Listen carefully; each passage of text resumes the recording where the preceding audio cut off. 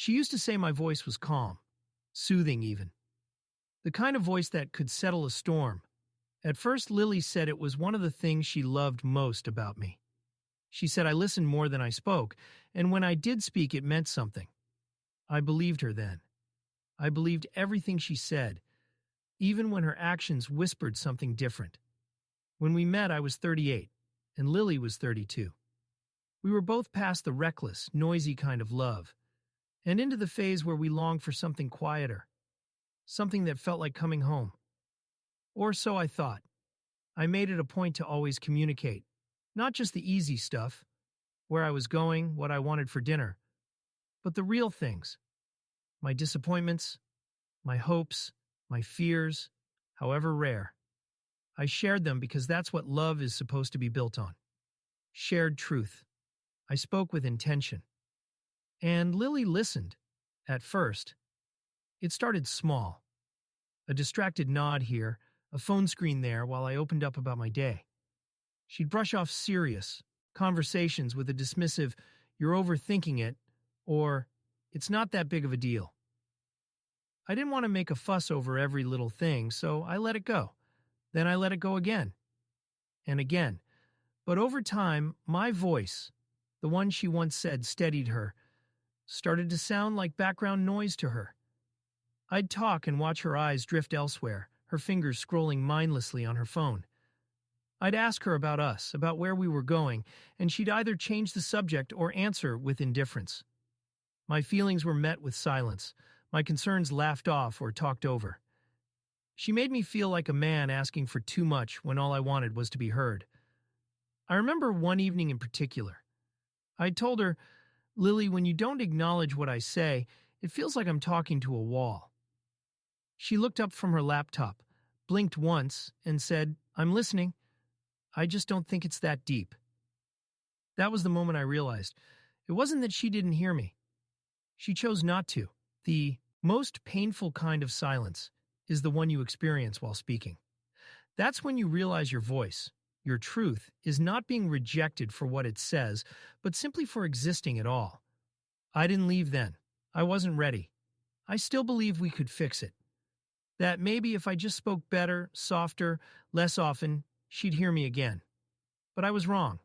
I wasn't too loud. I wasn't too much. I was just inconvenient. So I started to go quiet.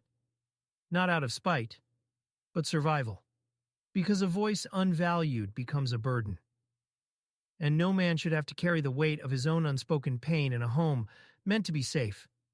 After years of trying to be heard, something inside me began to dim. Not in an explosive or theatrical way, but in a slow, quiet erosion. The kind you don't notice until the cracks become canyons. My words used to come with purpose, with hope that they would land, settle, and mean something. But gradually they began to feel weightless, like smoke drifting through a room where no one cared to breathe it in. At first I kept trying. I brought up small things. I tried to re-engage her in real conversations about our future, our needs, our disconnect. I softened my tone, changed the timing, adjusted the way I expressed myself. I told myself that maybe she was just tired, maybe work was overwhelming, maybe we were both distracted by life's noise. But each time I opened up, I was met with a wall of indifference that grew thicker and colder. There is a particular kind of ache that comes from speaking earnestly and watching someone respond with nothing but silence, or worse, dismissal. Not anger, not frustration, just disinterest.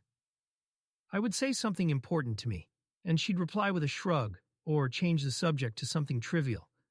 It was as if my feelings were inconveniences, detours from her preferred narrative. So I adjusted. I adapted. I learned how not to speak. This wasn't a conscious decision at first.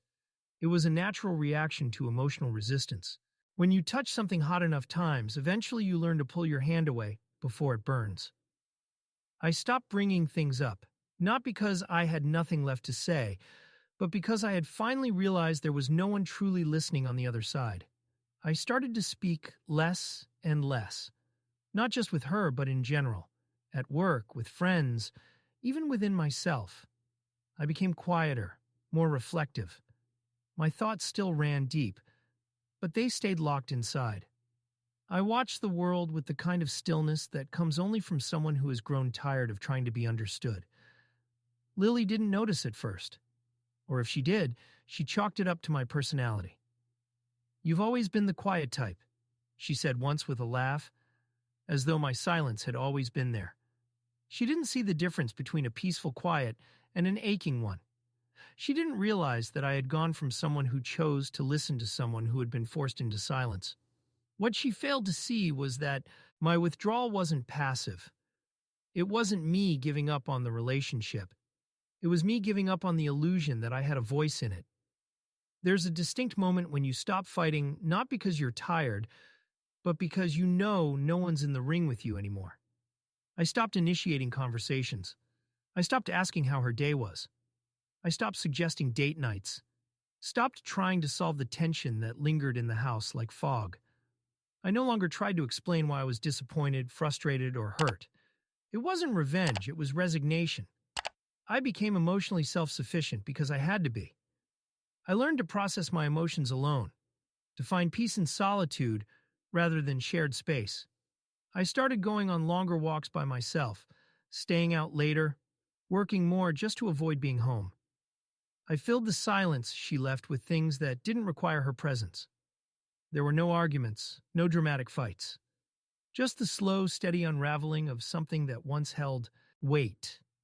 And that's what made it so tragic, because she didn't even notice it happening. I remember sitting on the couch one night, watching her scroll through her phone while the TV played in the background. We hadn't spoken a meaningful word to each other all evening, and she didn't seem to notice. In that moment, I looked at her and realized I could disappear right then and there, and it might take days before she truly felt the absence.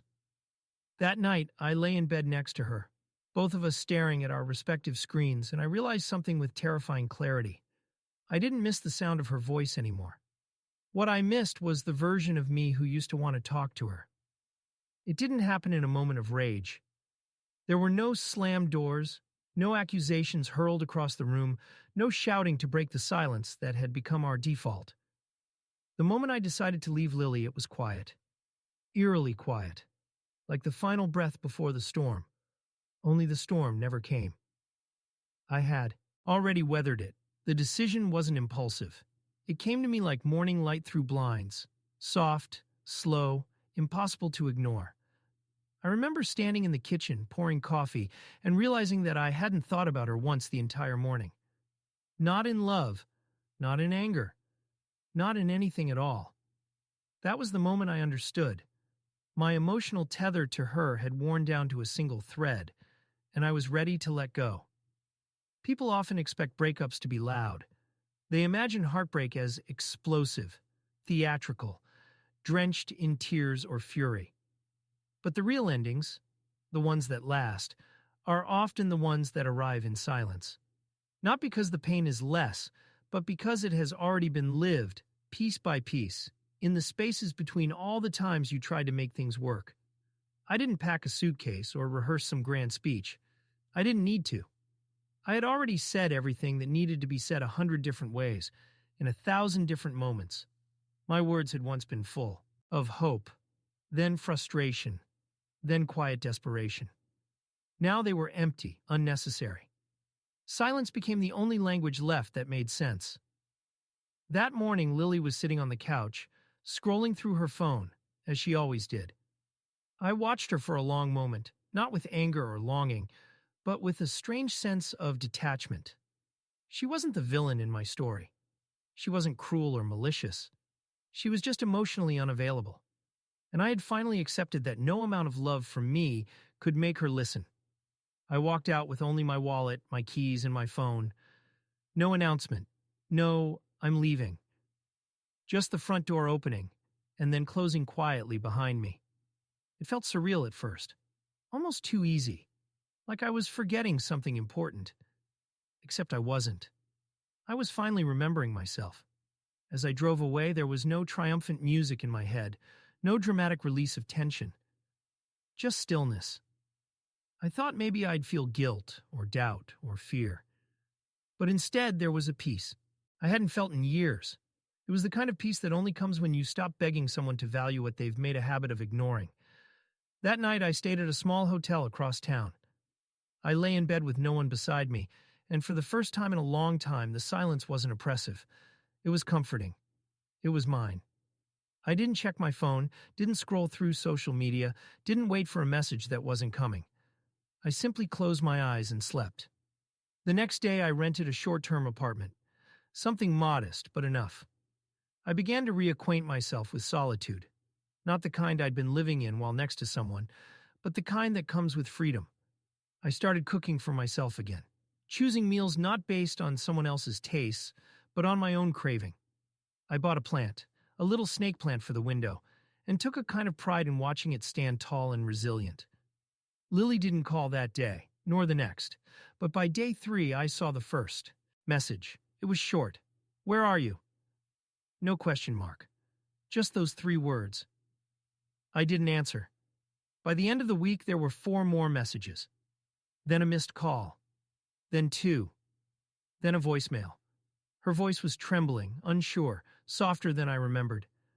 She asked if we could talk, said she didn't understand what was going on, that she missed me, that she needed to hear my voice. But it was too late. She only wanted my voice once it had gone quiet. She only noticed the absence when the room felt colder, when no one was filling the empty space with warmth and patience. She wanted the comfort back, the comfort she had mistaken for permanence. But I was no longer available for delayed appreciation. It wasn't revenge. I wasn't trying to punish her with silence. I was just done offering my soul where it wasn't safe. She had taught me, without knowing, that being unheard was more painful than being alone. And so I stayed quiet. Not because I had nothing left to say, but because I had finally learned the value of my voice. Leaving wasn't the hard part. The hard part had already been done, in the years spent trying to be understood. The real goodbye had been spoken, not in words, but in every moment she chose not to listen. I simply finished what she had started. I didn't disappear out of cruelty. I walked away in self-respect. That was my goodbye. In the beginning, she didn't think much of the silence. Lily assumed it was a phase, a passing mood, or perhaps just Lucas trying to prove a point. She believed he'd come back, say something, start a conversation, anything. After all, he always had before. He was the one who initiated, the one who repaired the gaps between them, the one who spoke even when it hurt to be ignored. So when the silence first fell between them like a curtain, Lily waited behind it, expecting it to rise again. But it didn't. The first few days were manageable. She busied herself with routines. She left him messages, casual at first, lighthearted, attempts to bring back their rhythm. "Let me know if you're okay. Call me when you have a minute. We should talk." But each message was met with silence so complete it echoed. By the end of the week, her tone shifted. The messages grew longer, more personal, more desperate. She reminded him of memories, joked about things only the 2 of them had shared.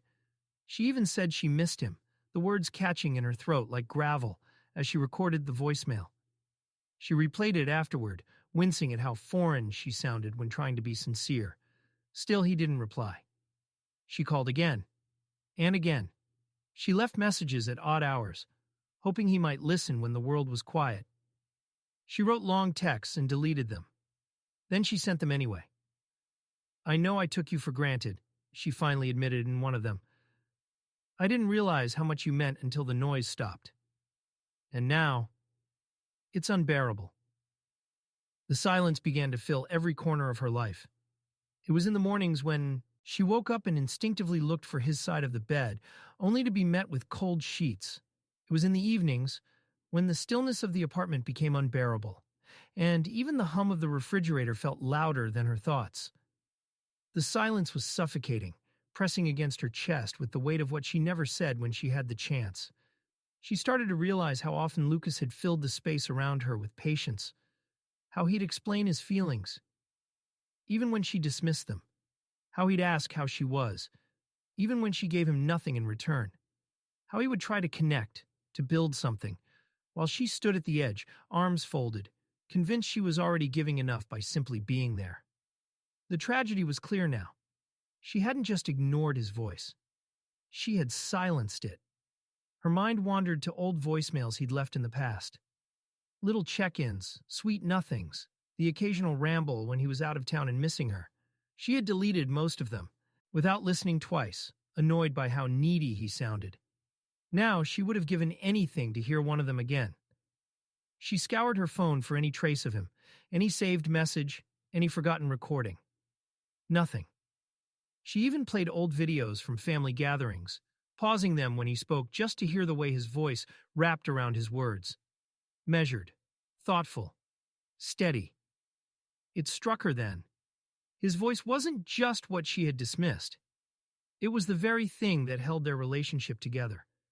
She had been so focused on her own needs, her own pace, that she failed to realize how many times he had reached for her, and how many times she had turned away. Now, when she reached for him, there was no hand waiting on the other side. She sat alone in their shared living room, her living room now, staring at the door, half expecting him to walk in with his familiar, calm presence. But there was no knock, no keys rattling, no footsteps. Lily didn't cry much at first. She was too proud. But pride has a short lifespan. When you're the only one listening to your own thoughts in a house filled with absence. The tears came slowly, then more often, then freely. They didn't ask for permission. They came in the middle of the night, in the middle of a sentence, in the middle of silence. She started writing letters, not because she thought he'd read them, but because writing was the only way she could hear herself speak now. She poured her guilt into ink. She wrote about all the moments she had dismissed, all the apologies she never said, all the times she chose distance over vulnerability. She wrote that she didn't just miss him, she missed the version of herself that existed when he loved her. She began to understand what Lucas had known all along. Relationships don't fall apart all at once. They erode through neglect, through the daily choice not to care enough, through ignoring someone's voice so often that eventually they stop offering it to you at all. Now, all she had was the absence. And absence speaks loudest when it's all that's left. Time moved on, as it always does, but it moved differently for each of them. For Lucas, the passing days were like stepping stones across a river, each one taking him further from the pain, closer to peace. His life, once wrapped in quiet suffering, began to unfold with a new kind of stillness, one born not of resignation, but of clarity.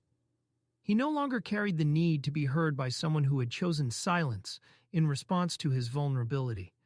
Instead, he started focusing on being heard by himself. He took long walks, the kind where thoughts are allowed to rise and fall without judgment. He read more, revisiting favorite books and discovering new ones. He found comfort in the small rituals of his own life. His morning coffee brewed exactly the way he liked it, the peaceful hum of jazz filling his apartment in the evenings, the growing familiarity of a life rebuilt on his own terms. Lucas didn't rush into anything new. He had no interest in rebound affections or temporary distractions. What he craved was authenticity, not companionship for the sake of filling space.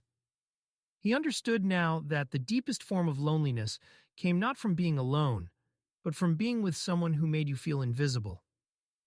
And having survived that, solitude no longer frightened him. Friends began to notice the difference. His eyes, once clouded with fatigue and emotional depletion, looked clearer.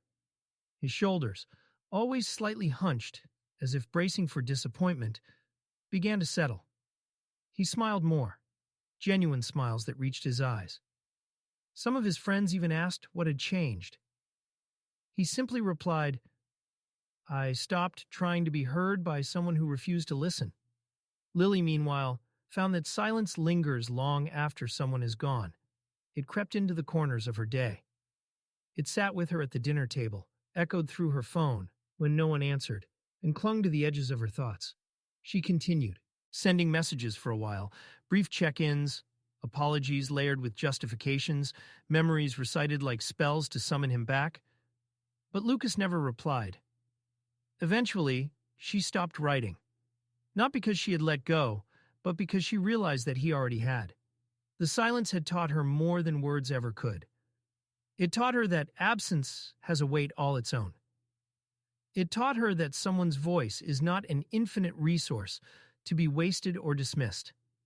And most importantly, it taught her that the person who always listens, who always speaks with kindness, who always returns even after being ignored, won't always be there. She began to reflect on what she had done with the love he gave her. She had treated it like background music, pleasant, steady, and forgettable, until it stopped playing. Only then did she realize it had been the soundtrack of her life. Without it, her days felt off-tempo, discordant.